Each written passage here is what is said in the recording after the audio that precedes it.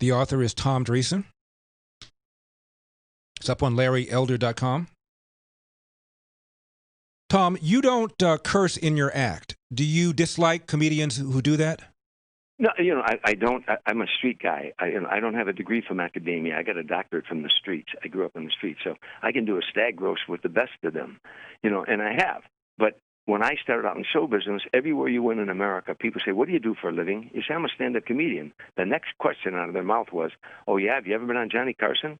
And if you hadn't been on Johnny Carson in the eyes of America, you just weren't a comedian. Mm-hmm. And we're in show business. That's two words, show and business. So the business part of me said, how do I get on the Johnny Carson show? And I'd watch it, and you had to write material that could make grandma and grandpa, mom and dad, and the kids laugh. Mm-hmm. So I focused on that, and as you pointed, I ended up doing 61 appearances on The Tonight Show, so I accumulated a lot of material that could be done in front of family audiences. Consequently, corporations started hiring me. You named them earlier. I was working with Sammy Davis Jr. for years, Smokey Robinson, Natalie Cole, Gladys Knight and the Pips. All these acts had families come to see them. They didn't want a comedian in front of them that would embarrass them Mm-hmm. or insult the audience. Mm-hmm. So you had to learn to work clean, and that's what I did. It was a business move for me. That was before cable television. When cable came along, all of a sudden you could be as filthy as you want. I find it. Here, let me digress for a second. I was at the Laugh Factory a while back in Hollywood, and two young comedians were upstairs around the corner, and I didn't see them. I was getting ready to go on stage trying out some new material. And one of the young comedians said, "Hey, Tom Dreesen's here tonight." Of course, it perked my ears up. And the other comedian said, "Yeah, he's old school." And the other kid said, "What do you mean he's old school?" He said, "Well, he doesn't use the F word." And the other kid said, "He doesn't use the F word. What does he use for adjectives?" I stuck my head around the corner and I said, "Adjectives." Wow. Did you ever, maybe Tim, ever do anything blackface at all for whatever reason? Never. Mm-hmm. And not. By the way, we did. If they saw our act today, Tim Reed and I were, again, as we pointed out earlier, America's first black and white comedy team. Mm-hmm. And we played places no one would play. But if the politically correct police would run us out of town on a rail today, Mm-hmm. because we attacked everything. We attacked every stereotype, and we had made fun of it and had fun with it,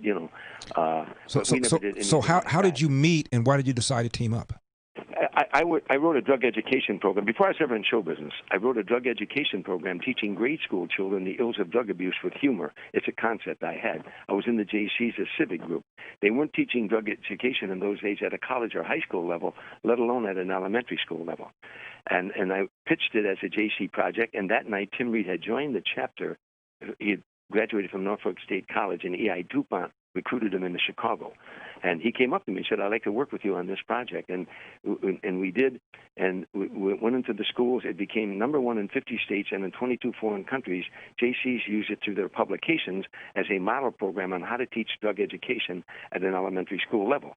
It was about getting the kids laughing. We would play off of one another, get the kids laughing, play records, and then we'd plant the seeds of the ills of drug abuse. One day, a little 8th grade girl walking out of the classroom said, "You guys are funny. You ought to become a comedy team." Mm-hmm. And the thought of a black-white comedy team intrigued us. No one had ever done that before. And so we started writing what we thought was material. And like I said, there were no comedy clubs in those days. So we went into a jazz club one night and bombed.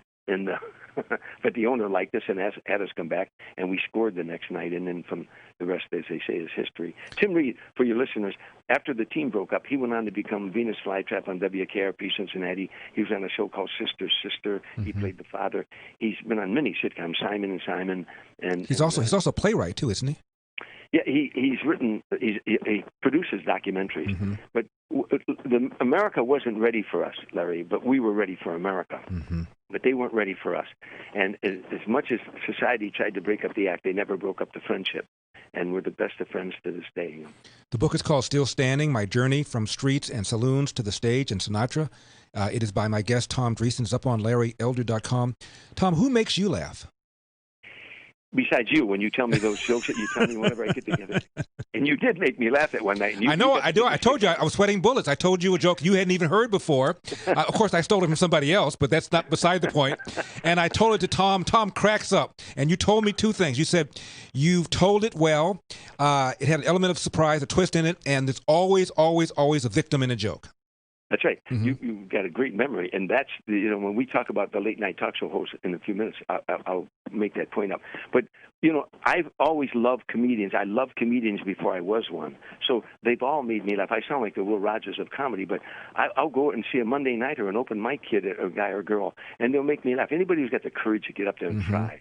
But of course I was a big fan of Jack Benny because I liked his style, and I was a big fan of Richard Pryor, and Richard and I were friends, and he even, he gave me encouragement when I started out. But I was a street kid, so Richard, he got to the soul of me. He talked about people I grew up with, and so he was a marvelous comedian. Did you like Henny Youngman? He was the old time. I liked Henny. I met Henny, but he was a joke. The old time joke machine, one after another, after another, after another. Like Milton Berle, they were joke machines. I like the more storytelling type comedian. But the comedy is subjective. It isn't what I am. Of course it is. You are. Of course it is. Now we only have another minute, so talk to me about the current crew of late night talkers, Fallon and Noah and Kimmel, Seth Meyers, and the others. What is your opinion of those people?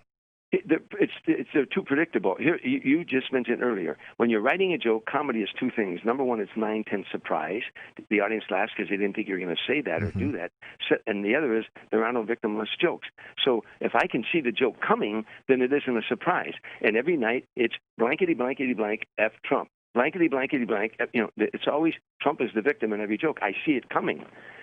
So Johnny Carson never did that. Johnny Carson never politicized his show, and that's why he had such a huge following. He was on 60 Minutes one night, and Mike Wallace said, "Why don't you do more political jokes?" He said, "Why should I? Why should I alienate my audience, divide my audience?" Last question. Any young comedians you like? What do you think of Dave Chappelle? I love Dave Chappelle. I love I love his stuff, and he's not afraid. He can go places that you can't go to today, and he's not afraid to go there. He's not afraid to risk. Sometimes I think like anybody else would say, does he go too far? But that when you close a comedian in and say you can't say this and you can't say that, they no longer are a comedian. You put them in a box. You can't put free speech in a box in this country, and people are trying to do that. Politically correct police. Who are they? We don't even know who they are. We keep apologizing to them, and we don't even know who they are, The book is called Still Standing, My Journey from Streets and Saloons to the Stage and Sinatra. My guest is Tom Dreesen. Tom, thank you so much for taking the time. We really do appreciate it. Larry, I've looked on Amazon.com since I've been on your show. I sold 127 books. I didn't know you were that popular. I'm going to have to start being nicer to you. I get 10%. Talk to you later, Tom. Thank you. Thank you, Larry. Bye-bye.